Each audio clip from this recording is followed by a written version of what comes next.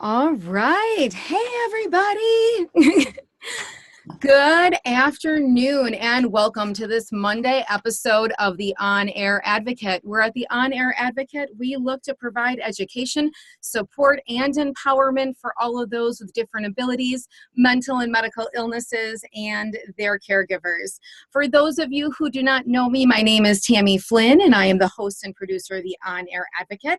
And I am super excited that you guys are joining us here this afternoon, kind of morning afternoon, on this live, or if you're watching this on the replay. Well, as some of you have been following the On Air Advocate, you may know that we are celebrating this whole entire month Autism Awareness. And so we are looking to bring you amazing interviews in the areas of support, education, and empowerment all month long. So with that being said, I am super excited to welcome back for a second time our friend Christie Kern. She is a licensed acupuncturist. She is also a Reiki Master, and she is the owner of Racine Community Acupuncture. And today she is going to be reviewing with us 5 ways that acupuncture can help and aid your family to thrive when you have someone in your family surroundings that has autism, correct? Right. Wonderful. Welcome back. Thanks for having me. It's great to be back. I know we were just talking. It's Monday in Wisconsin, and it's April. What is today? The 9th, and it's snowing. And it's snowing. Yeah, so it's kind of, we need to bring the light this morning, the sunshine. Some heat. Some heat. Or we need to go get one of those warming lamps and pretend we're somewhere else. Right, right. Now, I know that you work obviously within the therapeutic community across the board, but you do have a significant clientele that have either children that have autism, so they're the family members or the parents, they're the caregivers, or they're the kids themselves that are autistic, have Asperger's, on the spectrum. Is that correct? Right, right. Okay. Yeah, I have a lot of, especially caregivers, coming in. And I think it's important to treat the whole family for anything. Okay. I mean, I really think that there's no way if you have somebody, especially with somebody with special needs in your family, but our family dynamics are so intricate and they can be messy, and just coming in and getting, it's one of the reasons I love group treatments, because you can come in together, the whole family could come in. If there are fewer than 13 in your family, you can all come in together and have treatments. Mm-hmm. It's profoundly effective in helping with anxiety, in helping just find your peace, so that each individual in the family is feeling better and more connected with themselves, so that the dynamics of the family works better because each individual is healthier. And that's how it works with autism too, so that if you have somebody in your family who is blessed with autism and is stretching your family in different ways, then coming in to have acupuncture for the whole family, or as many people as can come in, helps everybody thrive together. Right. Now you have about 5 key things that you think can be beneficial therapeutically. Right. Yeah, I wrote down 5. There are probably more, but these are 5 that I came up with that are very helpful in, again, bringing you to your center, which is mostly what I'm doing with acupuncture, is helping you be in your body. We're much more than our bodies. We have the spiritual being, emotional being, and when we start talking about mind, body, spirit, we're looking at all of the different aspects of being. And acupuncture automatically treats all aspects of being, because you can't, in Chinese medicine, treat one without treating the other. So, so the 5 things that I wanted to talk about today, the first is to help with stress reduction and relaxation. So most people say when they walk in the door at my clinic, they just start breathing better. They just feel better. because they're in this sanctuary of healing where they can just be, and they don't have to worry about anything. It's about just being. I actually was thinking about this the other day, that I fashioned my clinic after my grandmother's living room because there were so many of us. She just had chairs everywhere. And so I was like, oh, this is like grandma's living room, but it's actually my being room. This is a place just to be, to sit and breathe and be. And, you know, people will walk in, they'll just go, oh, I'm so glad I'm here. And that makes me feel great, because that's exactly what I wanted to accomplish. Yeah. It's a huge compliment to me, but it's also that first step in relaxation, in taking off that coat of the world and allowing yourself to be gently and peacefully in your being, with your being. Right. So, and acupuncture itself is devised or developed to harmonize your organ systems. And I talk about this all the time. I feel like a broken record, but it's harmonizing your organ systems so that you can live in the stressful world. You're always going to have stress. We're always going to have these relationships that challenge us. And so it's how acupuncture allows you to respond to those rather than react. And so it gives you this better vision, this place where you can go deep within yourself. Now, with autism, I find that the challenge that we have as people who are communicating at the certain level, people with autism tend to already be in that really deep place. Their challenge is to express that. They don't know how to communicate that in this world of communication that's so fast-paced, and we're always, you know, blah, blah, blah, blah, blah, talking about the weather, right? Right. People with autism tend to be really deep, and they have all of these connections.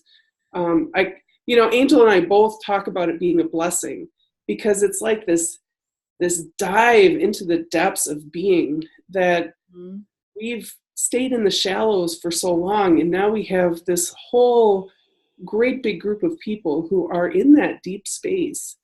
And when they're able to communicate effectively with the rest of us, they're usually extremely honest, almost brutally honest, where we're just like, whoa, I don't know how to handle that, because nobody's that honest with me.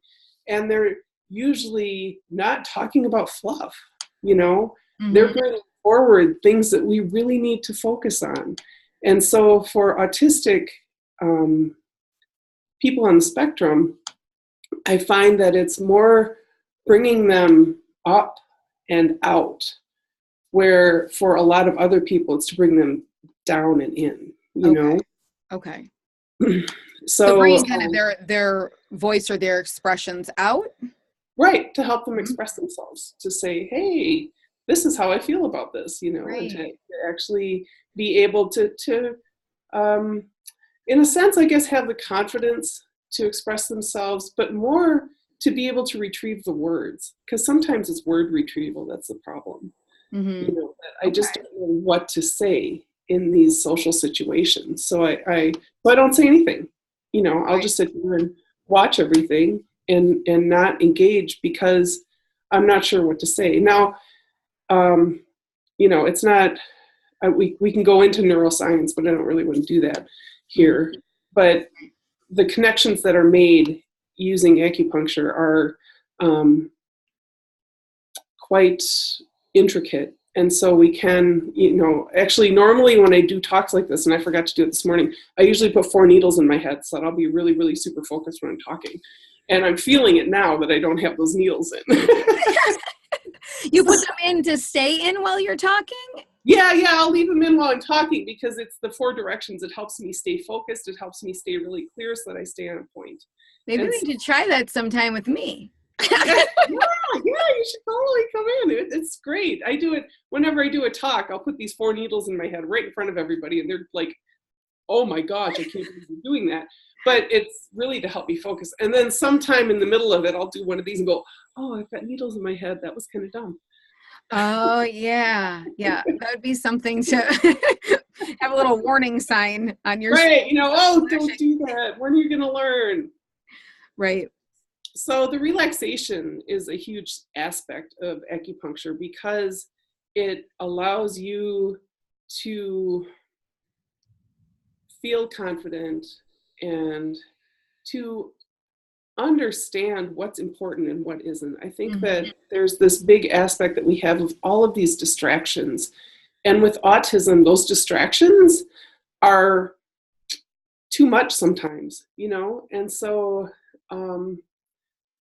the focus that people on the spectrum have is quite profound. And so as everybody in the family would come in and release those distractions, the clarity that everybody could have together is really beautiful. And then even they might not even notice that verbal communication isn't happening as much because your awareness, once you have clarity, you are become more acutely aware of body language, of those little things that we've kind of lost along the way. So, those subtle things, that intuition, the stuff where it's just like, I know that, but I don't know why I know that. Right. And so that intuition, when you can dive into that intuition and allow yourself to be there, that's huge. And acupuncture helps people get there. Okay. So that's like the number one thing. Across the board, that's the number one thing for me. Okay. And it actually, I stepped into the second one that I wrote down, which is to help with focus and clarity. Okay. Which again, with the needles in your head. Those 4 needles in my head, the 4 directions, help you direct and focus and be like present now and be able to say what you need to say. And there are times when you don't need to say anything. And with autism, one of the big things is, as everybody who's watching this, I'm sure, is aware, the social interactions that are sometimes uncomfortable. Right. And that's on both sides. So if you're a person who has this really deep connection with yourself, you have this universal love that you're so in touch with, and somebody comes up and is clamoring on about, the weather or just inane babble, there's this other side of things. If you look at it from somebody else's perspective of, yeah, I guess that's true in your world, but what I'm feeling is so deep, and what I really want to discuss with you, what would be worthwhile for me to talk about, is something so much deeper.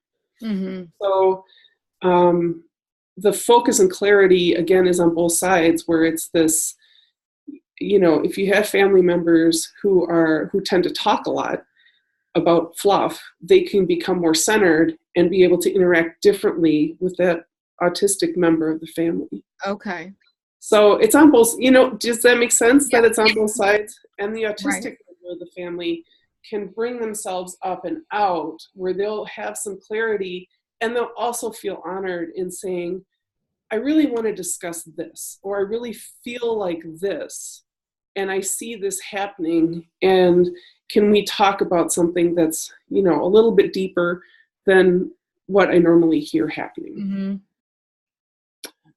So, the third one is more of a physiological experience that I think with autistic people on the spectrum can tend to have seizures. And so I've done work with quite a few people and whether they're on the spectrum or not, but helping calm those seizures and allow that physical comfort, again, through acupuncture. That's a really wonderful gift to give somebody.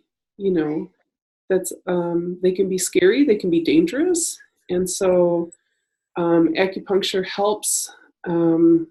Again, by harmonizing organ systems, we can do this internal medicine through external points. So it's a comfortable treatment where it's not, it's not terribly invasive. They are needles, but they're very tiny.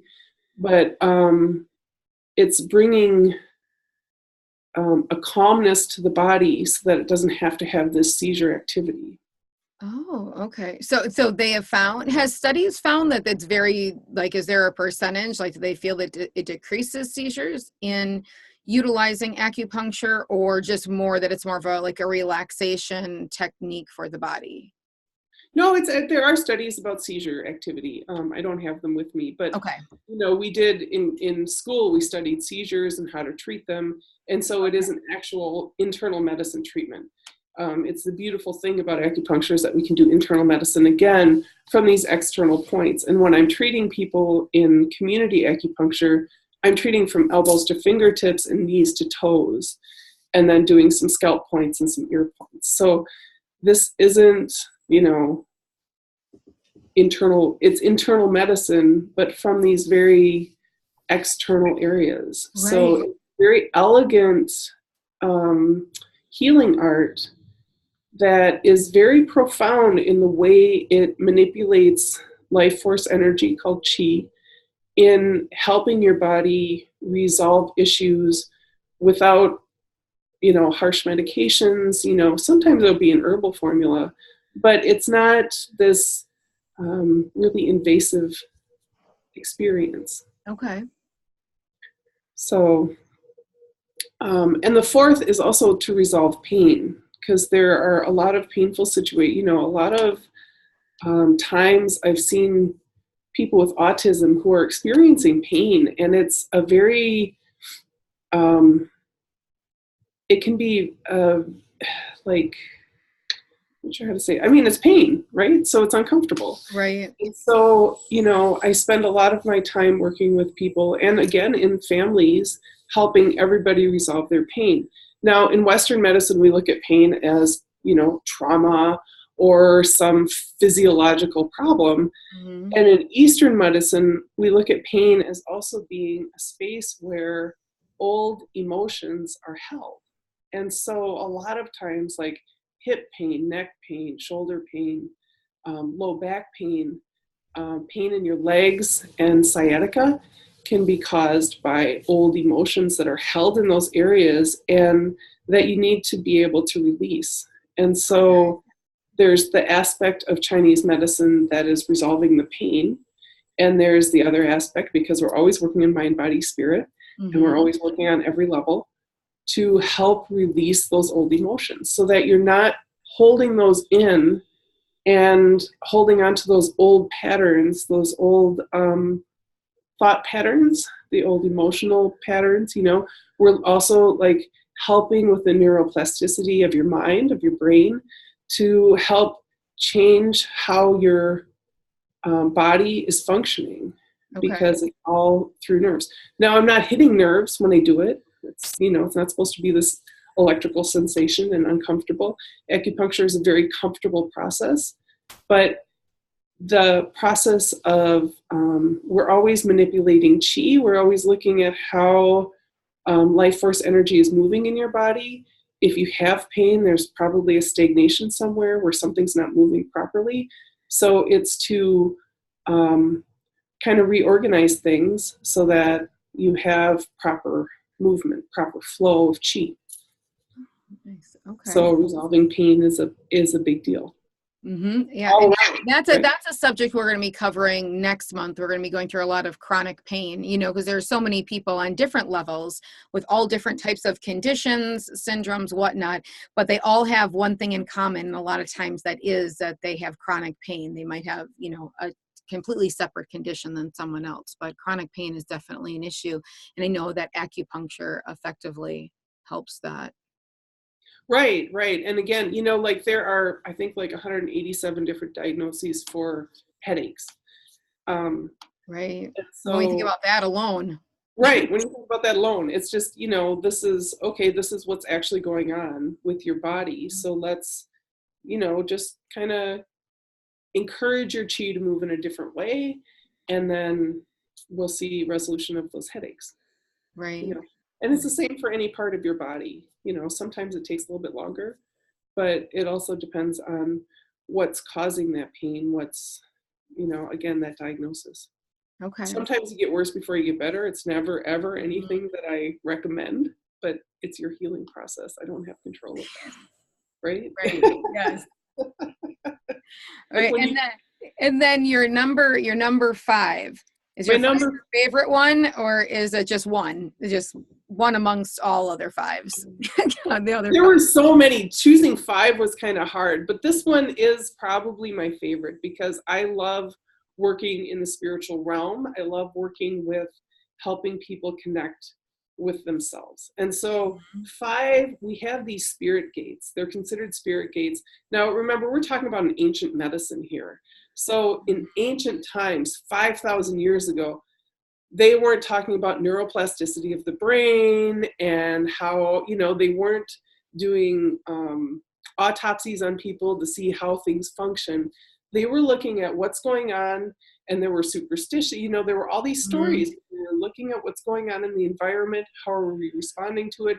They were very, very connected with the stars, because that's how you could tell what was happening, right? Mm-hmm. Very connected with everything.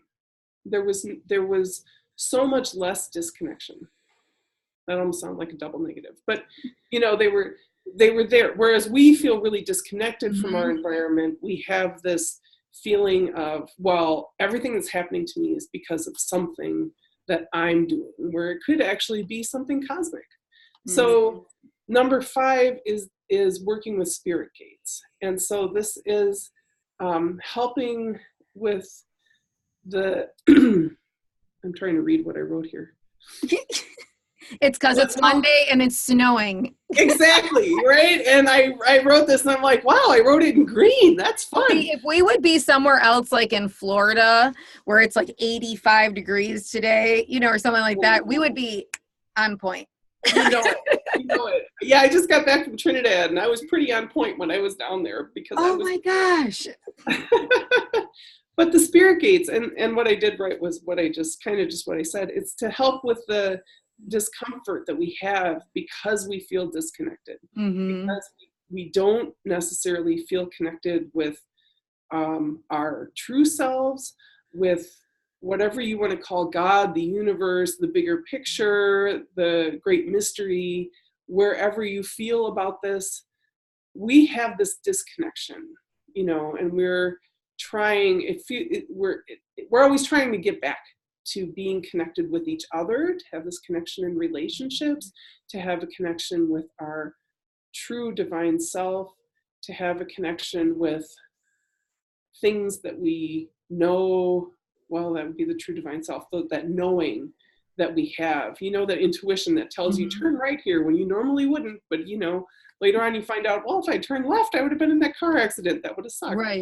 Right. So this is my favorite work. My favorite work is getting into this area of let's connect with ourselves. And again, I can go through that. This is where meditation comes in, and acupuncture helps you go deeper into a meditation. So when you're having acupuncture done, can you meditate at the same time? Absolutely. I don't know too many people who have the option not to. Even if you don't know how to meditate, I think acupuncture is going to take you there. Okay. It's going to take you to that place where you feel like you need to bring on that serene centering. Yeah, sometimes it takes a couple of treatments because people are kind of like, I don't get what's going on with me. I feel kind of weird. But, they're not going to let go of that consciousness, that awareness. But when you surrender to it, when you allow yourself to just dive in and even fall asleep, you're still getting, people come back and they say, oh my God, I haven't slept that good. And it'll be a 20-minute nap, and you're like, oh, I feel like I had a whole night's sleep. This is amazing. But this is it. It's because you're going so deep into yourself and you're getting your brain out of the way. I don't like it. I encourage people not to play on their phones or do puzzles or stuff or read when they're in. It's better to just allow yourself that time to reconnect, to just be, because chances are when you're sitting in that chair for at least 22 minutes, it takes 22 minutes for chi to course through your body. So if you do a 22-minute treatment once the needles are in, chances are you're going to either fall asleep or you're going to, kind of go into that deep meditation and allow yourself at least like 15 minutes of breathing without judgment, being. And Breathing that's a without great gift. judgment. Yeah. I love that. I love that. Now, I was thinking as you were chatting, because it is Monday, for those that maybe don't know in a short version what acupuncture is, like what is actually the technical physical things that you are doing when you have acupuncture. I feel like maybe we should just define that real quick. Because, if you're watching this video, you want to know, but you really don't know much about acupuncture aside from they use needles.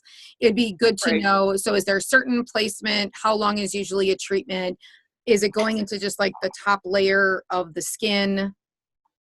Gotcha. I'm For trying that, to see if I have any needles here with me, because I would actually give myself a treatment right here in front of you. Acupuncture is the insertion of needles into specific points, which is the accurate part of acupuncture, on your body to elicit a particular response so that it will help you heal. It is a 5,000-year-old medicine from China, and so it's pretty well researched.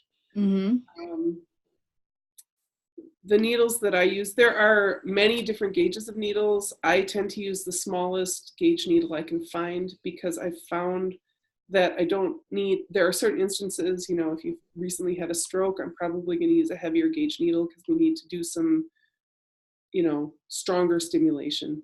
But these tiny needles that are, they're not hollow. They're called filiform, so they're not hollow. So it's not like getting a shot where they're not adding or subtracting anything from your body. So it's not like getting a shot where you're getting something, added to your body. So there's that discomfort. They also use a much larger needle than I use. Gauges are weird because they're actually the larger the number, the smaller the needle. So it's confusing that way. So I use like a 40 gauge needle, and I think they use like a 21 gauge needle in the hospitals. So, so it's very, very, very tiny, and you have specific sites on the body that it goes into. And so we know that you were talking about from the elbow down, right? In your head, and then on your legs. Is it your whole legs, or is it only from like your knee down? It's from your knee down. From your knee down. Because in the community now I do private sessions too, which is different. Then I can use your whole body. But in the community room where everybody's sitting in recliners, we're not all going to get undressed and have a good time together. So it's inappropriate. Right, totally inappropriate. So this is for us to be comfortable together. There's that power of healing in a group, and I absolutely love that power of healing in a group. The things that I've done private practice where there's one person in a room working a one-on-one, there's extraordinary power in that, and there are things that we can do in that particular instance that I can't do in a group session. But power of a group. On Saturday, I actually, for the first time, had 13 people in chairs, and I had one person waiting to get in a chair. And normally, by the time I get the 13th person done, the first person is ready to leave. So I've never had that before where I actually had somebody waiting. It was pretty exciting. The power of 13 people healing together is profound. And we found that Saturday morning because everybody went into this really, really deep sleep and nobody wanted to get up. So, so it was just this. It's just like the energy in the room. The energy in the room was so powerful. And because, there's this organic movement of, because it's a walk-in clinic, so I don't know who's coming, when, whatever. They just come in, and I ask people to be patient if there are a lot of people there. But I have people who had sciatica, and they were like sitting opposite each other. They didn't know it, but I did. I was like, this is so amazing. These people have insomnia and they're sitting opposite each other. And so it's this magical. We are such magic. And so when we get together in a group like this and we can help each other heal, it's calming because you see other people who have needles sticking out of them and they're asleep. Mm-hmm. Nobody has ever screamed or cried or, well, I mean, there is crying that happens as a release. It's not crying because the needles hurt. It's because, again, we're working on that emotional level. And sometimes, as you go through grief, as you go through different aspects of life, you need to release that through tears. Right. One of our release valves.